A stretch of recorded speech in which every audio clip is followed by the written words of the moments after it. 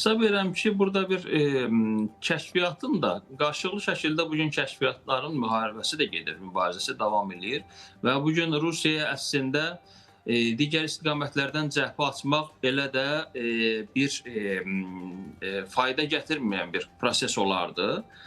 Rusiya daha çox çəmbəri daraltmağa və Ukrayna ətrafında bir həlqəni maksimum sıxıb bu istiqamətdə yalnız savaşı davam etdirməyə və qələbəsini təmin etməyə çalışır.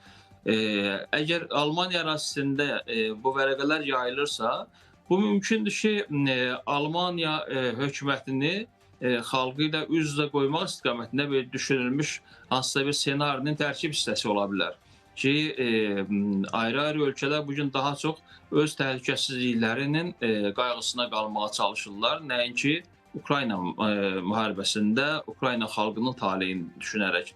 Elə Ukraynaya verilən dəstək, Avropa İttifaqı ölkələrinin verdiyi dəstək daha çox Avropa ölkələrini Rusiyanın qəzəbindən qorumağa hesablanıb ki, bu zonada Ukrayna döyüşsün, Rusiyanı taqətdən salsın və sülhə vadar eləsin. Təhlükə də qara buludlarda Avropa ölkələrinin üzərindən götürülsün. Daha çox buna hesablanıb.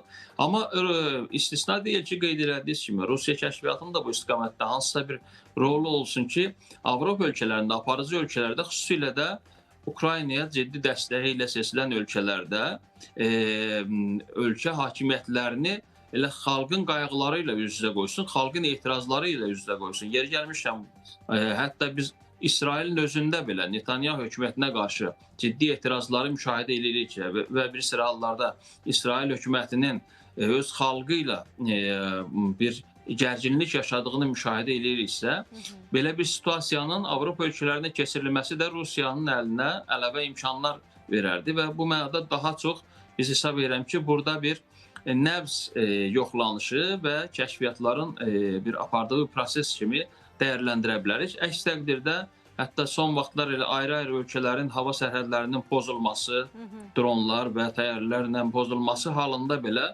sərt tədbirləri müşahidə etmədikcə, ən azı ölkələrin öz ərazi bütövlüyünü qorumaq hüququ olduğu halda.